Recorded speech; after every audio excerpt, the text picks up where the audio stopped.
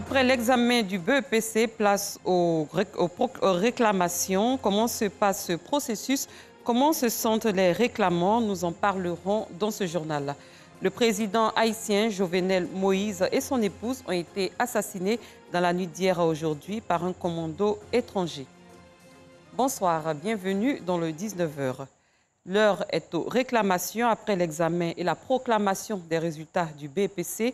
Comment se déroule ce processus? Notre reporter Joël Gosset s'est rendu au lycée Mami Fetteh de Bingerville pour trouver des réponses. Suivez son point. Nous sommes le mercredi 7 juillet. Après la composition, la proclamation des résultats, place aux réclamations, mais pas que. Ici, au lycée Jeune Fille Mami Fetteh de Bingerville, les élèves sont bien présents depuis 7 heures pour les réclamations, mais aussi pour le retrait des relevés de notes. Continuons de donner les relevés de notes aux candidats. Nous avons eu 3 cas de réclamation dont les notes de l'EPS ne sont pas reportées. Nous constatons également la présence de parents d'élèves venus accompagner leurs enfants. Parmi ces parents, Patrick Désiré Alani et ses fils jumeaux. Hier, je leur ai donné le transport pour venir. Bon, il y a un qui est venu sans ses pièces, donc il n'a pas pu avoir sa collante. Maintenant, l'autre qui est venu avec ses pièces, bon, quand il a récupéré, comme on appelle sa collante, il constate que sa note d'EPS n'a pas été transmise. On lui a dit de venir avec un de ses parents, c'est pourquoi je suis venu avec eux. Son fils Armand Wilfried Alani est lui obligé d'attendre encore un peu avant de manifester sa joie. Il y a eu une erreur sur ma colotte, donc on est venu pour les réclamations. Au niveau de l'épreuve physique, ils n'ont pas mis ma note. Certains parents déplorent la lenteur des retraits des relevés. Depuis hier soir, on était là, on ne nous a pas reçus jusqu'à 20h. Ils nous ont dit de revenir ce matin. C'est pour cela que je suis venue l'accompagner. Sur la liste des réclamations figure Marie Afala Ado. Du haut de ses 30 ans, Marie a suivi des cours du soir pour le concours de brevet d'études du premier cycle. Ce matin, elle est venue pour une réclamation après constat d'absence de notes dans l'une des matières. Il s'est trouvé qu'il y a une erreur sur ma fiche, sur ma colonne là. Au niveau des épreuves physiques et sportives, j'étais là, ma note est absente. C'est ce qui a fait que je n'ai pas eu mon BPC. Normalement, je devais avoir, il y a eu 105 points. Normalement, si on a ajouté la note de BPC, il devait avoir. Et si on a ajouté la note plutôt la note d'épreuve physique, j'aurais dû avoir mon BPC. Donc, c'était une erreur de frappe.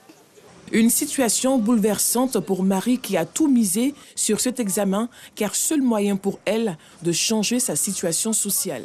Heureusement que je suis allée m'asseoir, j'ai dit je vais vérifier mes points. Donc, quand j'ai vu sur la fiche refusée, en tout cas, mon âme n'était pas contente. Je sais qu'il y avait quelque chose qui clochait. Je fais du commerce. Aussi, je peux faire un concours de CAFOC. C'est aussi une activité, au moins chaque mois, aussi rémunérée. Le délai pour introduire d'éventuelles réclamations dans les centres de composition respectifs est de 72 heures, soit 3 jours, à compter de ce mercredi 7 juillet 2021. Les résultats des jurés spéciaux de réclamation seront publiés le lundi 12 juillet 2021 à 14 heures dans les centres de composition. Flora Goli est une artiste peintre dont la particularité est l'utilisation du pagne africain. Ses œuvres orientées sur la femme permettent de décrier leurs souffrances, mais aussi d'interpeller l'opinion publique ou d'encourager la gente féminine à aller vers l'autonomisation. Pourquoi ce choix? Que lui inspirent les motifs du pagne africain? Que retenir de son cheminement? Bintou Pekeli nous donne des éléments de réponse dans ce reportage que je vous invite à suivre. Bingerville, à quelques minutes du district d'Abidjan. C'est ici que Flora Goli fait de la peinture sur toile avec des pagnes africains auxquels elle ajoute des morceaux de bois, du tissu et de la peinture. Une écriture artistique qui décuple en elle le plaisir de créer depuis maintenant 9 ans. S'amuse des faits réels qui dépeignent la femme. Mon inspiration me vient surtout de l'univers de la femme, comme le pagne et l'étoffe que la femme utilise. Et c'est pour ça que j'ai opté pour le pagne. Maintenant, le pagne africain pour valoriser aussi notre culture africaine. Ce matin, Flora prépare un tableau pour sensibiliser au danger de la maladie à coronavirus. Le tissu de base, un pagne d'origine malienne. Il sera étoffé avec des morceaux de pagne de divers horizons. Par rapport à ce que je veux, j'ai bien aimé non seulement la couleur, le sombre du pagne avec les petits motifs. Donc c'est sur ce pagne-là que je vais ressortir les images. Titulaire d'un brevet technique artistique BTA au Centre technique des arts appliqués de Bingerville, la vie de l'artiste peintre a changé en classe de 3e après avoir traité l'exercice d'art plastique de son grand frère. Il avait peur qu'on lui donne une fausse note. C'est comme ça, le prof lui a dit non, qu'il veut en fait rencontrer la personne qui a fait son travail. C'est comme ça, le week-end qui a suivi, nous sommes allés chez le professeur en question. Il m'a demandé si ça m'intéressait de faire du dessin, de la peinture, mon métier. Et avec lui, j'ai travaillé dans son atelier pendant les 3 mois de vacances. À la rentrée qui a suivi, j'ai présenté le concours d'entrée à l'école d'art appliqué de Bingerville. C'est là que j'ai fait mes 3 ans de formation. Et depuis là, je peins. Depuis lors, Flora Goli a peint plus d'une centaine de toiles. Ses œuvres sont des pièces uniques. Jamais un tableau n'est reproduit 2 fois. En fait, c'est ça la différence entre l'art et l'artisanat. C'est-à-dire on ne reprend pas, on ne fait pas en série des tableaux. Pour que ce soit des pièces uniques. Donc j'utilise des pagnes de partout. Flora a ressorti des formes féminines de divers horizons portant des cache-nez sur la toile, dénommés tous concernés. Quand j'ai fini de faire le collage et tout, là j'applique des couleurs pour pouvoir rendre gai en fonction de la couleur déjà du pagne. Et je rajoute d'autres couleurs pour ressortir non seulement les images, les personnages, et puis aussi rendre ma toile gai en fonction du message aussi que je vais véhiculer. Mère de bientôt 4 enfants, Flora Goli exerce son art à la maison. Elle n'a pas les moyens de s'offrir un atelier. Entre vie de famille et travail, ce n'est pas toujours aisé. L'artiste vend difficilement ses tableaux. Côté production, ça me freine un peu. Je ne vais pas produire beaucoup comme je voudrais parce que dès que les enfants reviennent de l'école avec tous les bruits, je suis obligée de laisser mon pinceau. Pour pouvoir présenter ces œuvres, il faut à tout prix faire une exposition. C'est-à-dire que quelqu'un ne va pas venir à la maison découvrir tes œuvres. Non, c'est pas d'abord que je peins. Dans le quartier, même peu de gens savent que je peins. Alors que pour exposer, c'est compliqué. Il faut louer la salle. Et en tout cas, il y a tellement de choses qui rentrent en ligne de compte. Ce nouveau tableau sera accroché à côté des autres dans son salon transformé en galerie d'art. Chaque tableau véhicule un message.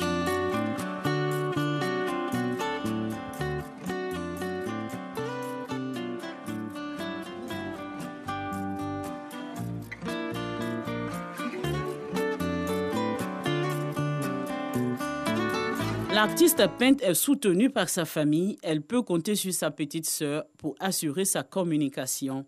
Pour ses enfants, elle reste une fierté. Je la vois comme tous les grands artistes comme Picasso et autres. Et j'espère qu'elle puisse promouvoir encore tout ce qu'elle fait, qu'elle puisse vivre de son art comme elle le fait déjà. J'arrive à écrire des textes pour présenter son travail, ses tableaux, donner des mots à sa peinture. Voilà. Je suis fière de son évolution. Elle cherchait une écriture. Je pense qu'enfin là, donc en fonction de ses évolutions encore, elle va l'améliorer et puis atteindre des sommets que je lui souhaite vraiment. Entre le tablier qui lui sert à peindre et les tabliers de cuisine, il n'y a qu'un pas pour cette artiste et mère de famille. Après avoir accompli quelques tâches ménagères, Flora revient à la peinture. Le temps pour elle de terminer un autre tableau. Pour Flora Goli, la peinture sur toile demeurera une passion. Une passion qu'elle a transmise à son fils aîné qui étudie l'architecture d'intérieur. Elle espère un jour porter haut le drapeau de la Côte d'Ivoire à l'échelle internationale à travers ses œuvres, à travers ses tableaux. En attendant, elle fait le tour du monde à la recherche des plus beaux pagnes pour sublimer ses clients. Sachez qu'ici, en Côte d'Ivoire, les engins à 2 roues fonctionnant à moteur seront soumis à immatriculation et à vignette. Annonce faite lors d'un conseil des ministres tenu ce mercredi. On s'intéresse à la 3e édition du concours entrepreneuriat agroalimentaire tenu le 2 juillet dernier à Abidjan, une initiative de l'Institut européen de coopération et de développement IECD et la Fondation Louis Dreyfus. Ce concours a pour objectif de promouvoir les activités des entreprises locales spécialisées dans la transformation agroalimentaire qui contribuent à réduire la faim et la pauvreté en apportant des solutions durables aux agriculteurs. Joël Gossé.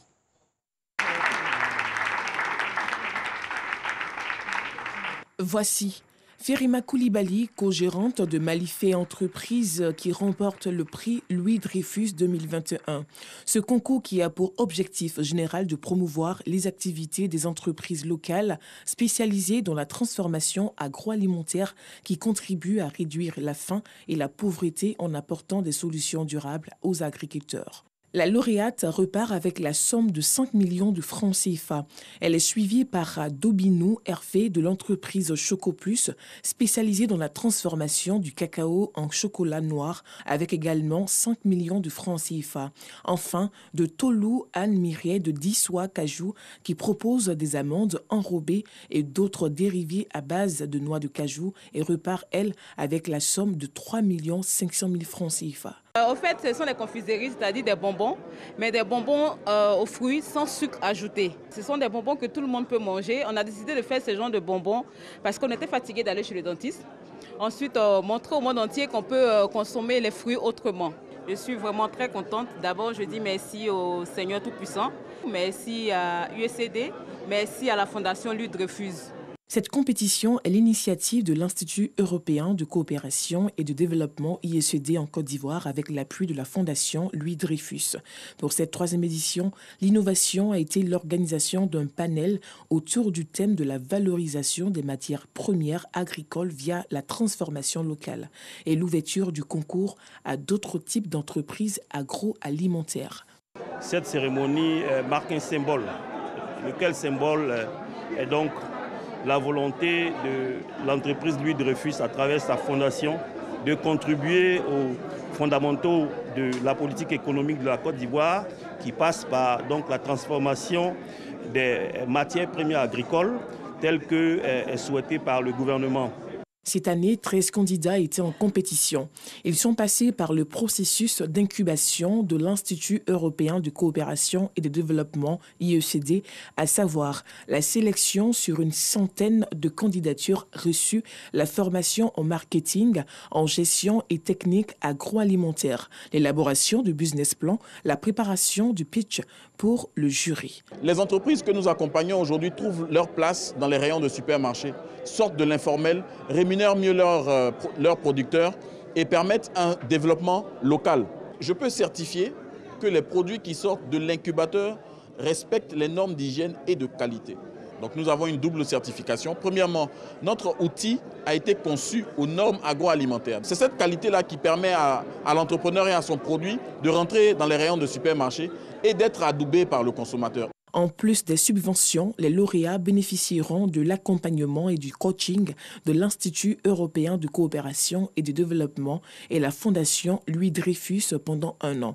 L'IECD accompagne les agriculteurs et les entrepreneurs de l'agroalimentaire depuis 2015 au sein du Centre Transform. Grâce à ce programme, plus de 120 petites et moyennes entreprises ont déjà intégré un parcours d'incubation complet pour lancer ou développer leur activité en agroalimentaire. À l'étranger, les hommes armés qui ont enlevé plus de 100 élèves d'un lycée dans le nord-ouest du Nigeria dans la nuit de dimanche à lundi ont demandé des dons pour pouvoir les nourrir en attendant de les libérer contre rançon.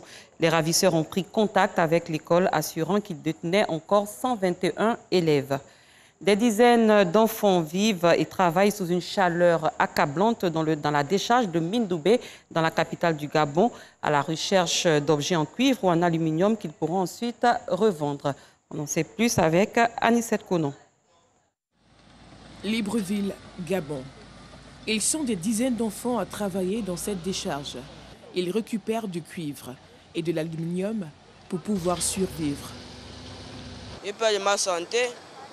Mais sinon, on s'efforce. Nous sommes obligés de faire ceci. On ne va pas tout attendre venant de la mer. On a déjà l'âge de se débrouiller comme vous voyez les autres ici. Donc, pour avoir un peu les sous et essayer d'aider un peu la famille à la maison. C'est un peu ça pourquoi je suis venu un peu travailler ici là. Maladies respiratoires et accidents parfois mortels sont le lot quotidien des récupérateurs. Moi, je vois qu'il y a en plus des gens et ça devient difficile, vraiment difficile. Il y a beaucoup d'enfants ici qui ne partent même plus à l'école, mais qui passent tout leur temps ici à la décharge. D'abord, c'est l'État Deuxième, c'est l'éducation nationale. Mais l'éducation nationale ne peut pas intervenir sans l'autorisation de l'État. C'est l'État d'abord qui doit prendre ses enfants en charge. Selon la Banque mondiale, un tiers de la population gabonaise vit sous le seuil de la pauvreté. Le point de Colette Ilboudo et Joël Gossé. Le président haïtien Jovenel Moïse, 53 ans, a été assassiné tôt mercredi matin 7 juillet. Sa résidence en banlieue de Port-au-Prince aurait été attaquée vers 1 h du matin par des hommes armés, un commando étranger. Hospitalisé dans un état grave, son épouse, blessée par balle lors de l'attaque, est décédée en début de matinée. Anicette Konon. Le président haïtien Jovenel Moïse a été assassiné par un commando dans la nuit de mardi à mercredi. L'information a été confirmée par un communiqué du Premier ministre Claude Joseph ce matin. Selon cette communication de la primature d'Haïti, un groupe d'individus non identifiés, dont certains parlaient espagnol, ont attaqué la résidence privée du président, blessant mortellement Jovenel Moïse. La première dame Martine Moïse serait également blessée par balle. Le Premier ministre a condamné, je cite, « cet acte odieux, inhumain et barbare », tout en appelant la population au calme. Toutes les mesures seraient donc en place pour garantir la continuité de l'État, alors que la police nationale et les forces armées sont sur le qui-vive. Le président Jovenel Moïse avait nommé lundi Ariel Henry, un médecin, à la fonction de Premier ministre. Le président chef de gouvernement n'a pas tenu 3 mois à ce poste. Haïti, pays des Caraïbes et nation la plus pauvre du continent américain, est gangréné par l'insécurité et notamment les enlèvements contre rançon menés par des gangs jouissant d'une quasi-impunité. Le président Jovenel Moïse, accusé d'inaction face à la crise, était donc confronté à une vive défiance d'une bonne partie de la population. Pour rappel, donc, l'épouse du président Jovenel Moïse, hospitalisée dans un état grave, blessée par balle lors de l'attaque, est décédée en début de matinée. Cette édition est à son terme. Merci de l'avoir suivi. Très bonne soirée. Je vous dis à demain, même heure.